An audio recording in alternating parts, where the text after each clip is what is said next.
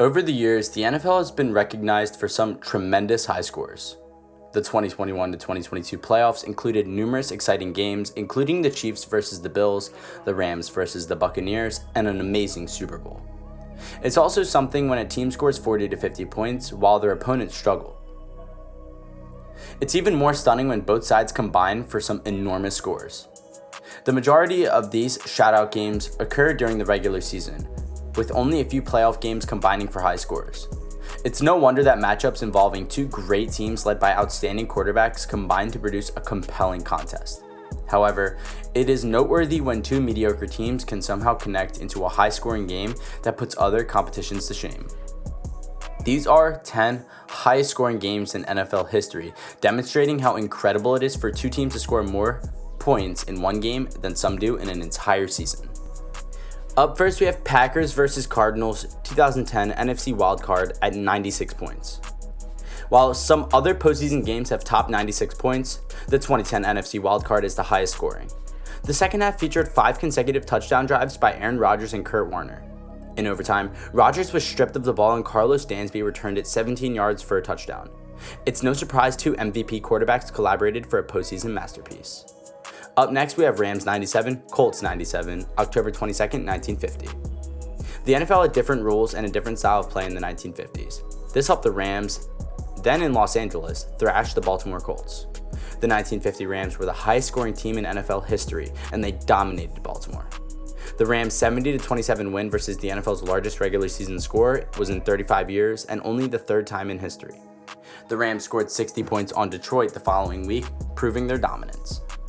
Up next, we have Steelers 98, Chargers 98, December 8th, 1985.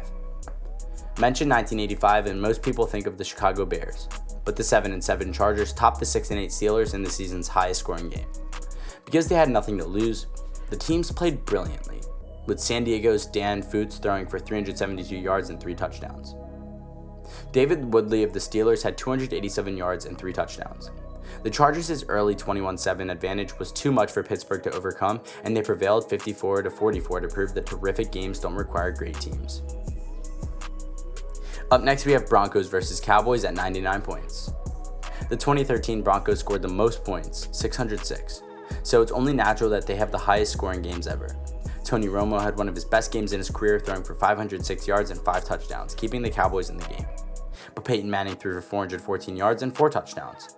The Cowboys lost 51-48 after Romo threw a crucial interception in the last 2 minutes. Peyton had another great game, but Romo had a great game in the loss. Up next, we have Seahawks at Chiefs at 99 points. Every time two average teams generate a terrific game, a week after Thanksgiving 1983, the 7-6 Seahawks traveled to Kansas City to face the 5-8 Chiefs. Despite this, Kansas City put on a terrific game, scoring 21 points in the second quarter. The Seahawks scored 17 points in the third, while the Chiefs scored 13. After a 48-48 regulation draw, the game went into overtime, where a Seattle field goal won it. Despite a disappointing season for both teams, they teamed for the NFL's highest scoring game in 2 decades. Up next, we have the Giants against versus November 1st, 2015 at 101 points. Even in poor seasons, Eli Manning showed why he had 2 Super Bowl MVP awards. In 2015, Manning led the Giants against the Saints, and he and Drew Brees wowed everyone. Their 13 combined touchdowns were a record, and they had a good receiving corps. The Saints took the lead in the third quarter, but Eli scored 21 points for the Giants. Notably, the Saints won 52-49 with only 1 field goal. Despite the loss, his stats helped silence some of Eli's critics. Up next, we have the Raiders against the Oilers in 1963 at 101 points. This happened in the old AFL, but it counts as merged. On a 7-game winning streak, the Raiders met Houston in 1963. Tom Flores of the Raiders totaled 407 yards and 6 touchdowns versus George Blanda's 342 for the Oilers. The game was tied 49-49 going into the fourth quarter. The Raiders won 52-49 on a field goal by place kicker Mike Mercer, the AFL's highest scoring game ever. The Chiefs versus Rams at 105 points is next on November 18, 2018. This gem featured young hotshot head coach Sean McVay's flashy offense against the league's newest star Patrick Mahomes, and it did not disappoint.